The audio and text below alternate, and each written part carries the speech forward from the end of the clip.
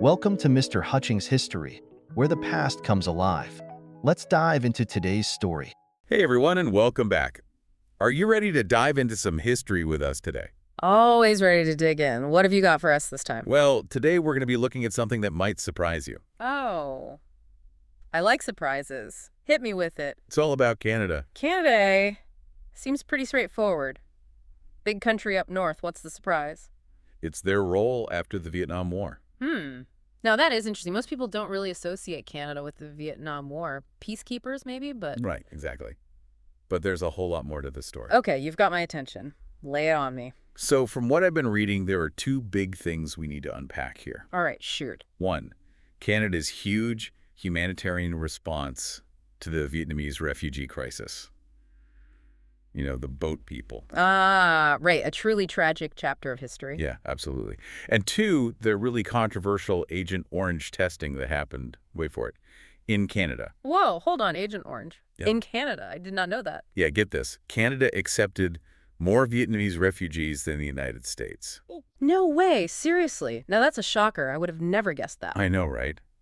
It really makes you think about the whole idea of Canada as this peacekeeper on the world stage. For sure. It's a fascinating mix of humanitarianism and, well, let's just say some less than stellar decisions related to the military. Okay, so first things first. Let's do it. It's 1975. Saigon falls. The Vietnam War is officially over. A turning point in history for sure. And millions of Vietnamese people are fleeing the country. Many with just the clothes on their backs, desperate for a new life. A lot of them ended up on these, rickety, overcrowded boats. Yeah, the images from that time are just heartbreaking. Those poor people crammed onto tiny vessels, risking everything. And they were facing incredible danger. Oh, absolutely. I mean, you're talking storms, pirates, starvation, you name it. The South China Sea was a dangerous place, especially for refugees with nothing. Talk about a fight for survival. It's hard to even imagine. And remember, this was one of the biggest refugee crises of the whole 20th century. The scale of it was just enormous. It's crazy to think about. But in the middle of all this chaos, something pretty amazing happens. Canada, led by Prime Minister Joe Clark at the time, steps up and pledges to accept 50,000 refugees. 50,000, that's a huge number, especially considering all that was going on in the world at that time. 50,000 would have been incredible on its own, but this, they ended up taking in over 60,000 Vietnamese refugees. Wow, over 60,000. That's more than the U.S. took in, right? Way more. Isn't that wild? Absolutely wild. That's a powerful statement for Canada to make on the world stage. Totally. And it wasn't just the government either. Everyday Canadians were a big part of this too. How so? People were sponsoring families, opening up their homes, welcoming refugees into their communities. It was this giant nationwide wave of support. That's amazing. I mean, think about it. Opening your home to total strangers, people from a completely different culture who've been through so much. It really speaks volumes about the spirit of the people in Canada back then. For sure. And the world took notice too.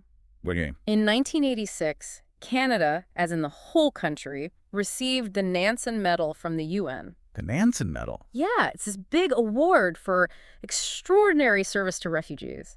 And they gave it to the entire nation of Canada for what they did for the Vietnamese refugees. Wow, the whole country. That's got to be some kind of record. It is. Canada is the only country to ever receive the Nansen Medal as a nation. That is amazing. I bet all of that had a lasting impact, especially cities like Montreal, Toronto, and Vancouver, right? I mean, those were the main places where the refugees settled. Oh, absolutely. Huge impact. It really changed the fabric of Canadian society, adding to its multiculturalism in a way that is still felt today. Makes sense. But I imagine there are some different takes on why Canada responded the way they did. Oh, absolutely. You know, historians always digging deeper, looking at things from different angles. Nothing's ever simple. So how do they view this whole chapter of Canadian history? What are the different perspectives? Well, some historians, they look at it through the lens of liberal internationalism. The liberal international, okay, so. They basically see it as Canada living up to its reputation, the whole peacekeeping nation image, a humanitarian leader on the world stage. Right. Like Canada being the good guy. Yeah, exactly. Fits that image of Canada as compassionate, helping those in need. Makes sense, but I'm guessing there are other points of view too. Like, it can't be that simple, can it? Oh, you're absolutely right. It's never that simple, is it? Never is. So some historians take a realist approach, and they suggest that Canada's actions were, maybe a bit more strategic. Strategic, huh? How so? Well, think about it. The U.S. was heavily involved in Vietnam, right?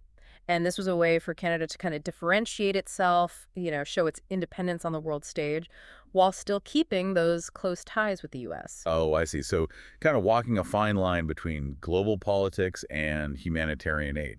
Exactly. And it definitely boosted Canada's image on the world stage. Right. Looking good never hurts. Especially during the Cold War. It was a global struggle for influence. Offering refuge to those fleeing a communist regime, well, that played well in the West, made Canada look compassionate and responsible, a counterpoint to that whole Soviet narrative. The Cold War. Always adding another layer of complexity. Always. And then you've got the post-colonial perspective, which, well, that adds a whole other layer of complexity. How so? These historians point out the irony of the whole situation. The irony? Yeah. Canada welcoming all these refugees while also indirectly benefiting from the very war they were fleeing. Wait a minute. How did Canada benefit from the Vietnam War? Well, remember, Canada supplied a lot of stuff to the U.S. during the war. Things like nickel, timber, even beer. It all flowed south, helping the war effort in a big way. Huh. I never really thought about that. So on the one hand, Canada's offering sanctuary, being the good guy, but on the other hand, they're kind of, profiting from the very conflict that created these refugees in the first place. Yeah, that is pretty ironic when you think about it. Right. And then we've got the nationalist school of thought. They see this whole period as like a defining moment for Canada's identity. Okay, how so? This huge act of compassion, taking in so many refugees, it set Canada apart, especially from the U.S. It really solidified their image as a distinct nation with its own values, embracing compassion and responsibility on the world stage. So it's not just about helping people, it's about, defining who Canada is as a country. Exactly. It's a powerful statement. But, our journey through Canada's post-Vietnam War actions, it takes us down a bit of a different path now, a more complicated one. Ooh. Okay, we've talked about the positive side, the humanitarian side, but there's a darker side to this whole story, right? Right, and that's where we need to go next. You're talking about the Agent Orange controversy, right? Yeah. I have to admit, it's pretty shocking to think that this toxic chemical, something so closely linked to the horrors of the Vietnam War, was actually tested in Canada. Yeah. It's a big contrast to that whole heartwarming story of the Vietnamese refugees. But it happened. In 1966, at CFB Gagetown in New Brunswick, the Canadian military working with the U.S. sprayed almost 600 acres of forest with Agent Orange. 600 acres? Wow, that's a lot. What was the thinking behind that? What were they trying to do? Well, the Cold War was in full swing back then, and there was a lot of concern about chemical warfare. So this testing was part of a bigger program to understand the effects of these herbicides, like defoliants, like Agent Orange. They wanted to know how they worked, what they could be used for, and what the risks were. So they were experimenting with a chemical they knew was dangerous right here in Canada. Yep. And that's where things get really controversial, because at the time, the long-term effects of Agent Orange, the impact on the environment and people's health, well, it wasn't fully understood. And testing it in Gagetown raised a lot of ethical questions. Yeah, it's like, let's test this potentially dangerous chemical and see what happens. Not exactly a recipe for peace of mind. Definitely not. And to make matters worse, it took a while for this information to come out. Oh, so they kept it under wraps for a bit. It wasn't until 1981, 15 years after the testing, that it became public. Wow, 15 years. That's a long time to keep something like that quiet. Yeah, and as you can imagine, when the news broke, people were outraged. I bet. Fear, anger, confusion. Totally. There were demands for answers, accountability. People were worried about the potential health effects, especially the military personnel who were involved in the testing and people living near the base. Right, you're just living your life and then, bam, you find out you might have been exposed to this incredibly harmful chemical. That's got to be scary. It was a deeply unsettling time for a lot of people, and it led to a long and complicated legal battle. Oh, I'm sure. Environmental groups and veterans organizations, they really pushed for the government to take responsibility. They wanted compensation for those who were affected. They argued that the long-term consequences of the testing were just ignored. So what happened? Did the Canadian government acknowledge what happened at Gagetown? Well, it was kind of a mixed bag. They did admit to the testing, and they did offer some compensation to people who could prove they were directly affected. That's something, at least. But the debate about the full extent of the environmental damage and the long-term effects on people's health, well, That's still going on today. I see. So even though they took some responsibility, there's still a lot of unanswered questions. Absolutely. And this whole event, it's really captured the attention of historians. They look at it from all these different angles, trying to understand its significance. Well, yeah, it's a big deal. How do they interpret it all? What are some of the main perspectives on the Agent Orange controversy? Well, one approach is through the lens of environmental history. Okay, so focusing on the impact on the environment itself. Right. These historians, they emphasize the ecological damage caused by the Agent Orange.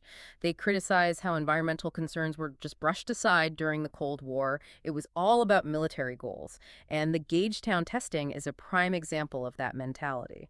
Yeah, sometimes progress, or what's perceived as progress, comes at a big cost, especially when it comes to the environment. And then there's the social history perspective, which puts the focus on the human side of things. The people who are actually affected. Exactly. They look at the experiences of the military personnel, the nearby residents, the people whose health was impacted. They highlight the struggles they faced, trying to get recognition and support. Their work really gives a voice to those who are most directly harmed. It's a good reminder that behind all the big historical events, there are real people whose lives are changed forever. Right.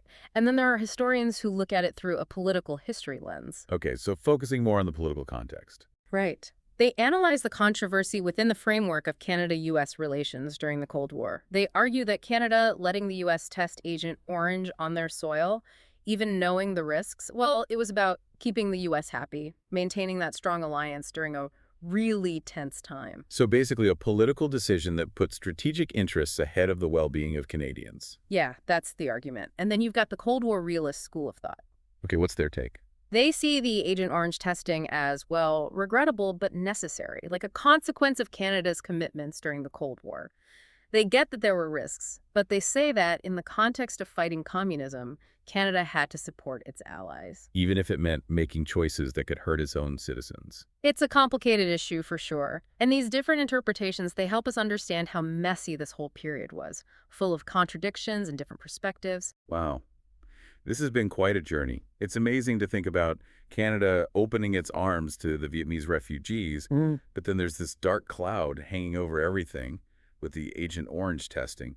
It really shows how, even with the best of intentions, actions can have unintended and really long-lasting consequences. It really highlights the fact that history is never straightforward. It's full of complexities, twists, and turns. What we've talked about today is just a small part of Canada's story during this time, but it's a story that still resonates today, raising questions about Canada's role in the world. Absolutely. It definitely leaves us with a lot to think about. How do you make sense of these seemingly contradictory actions? What do they say about Canada's place on the world stage? These are the kinds of questions worth pondering. Thanks for joining us for this deep dive.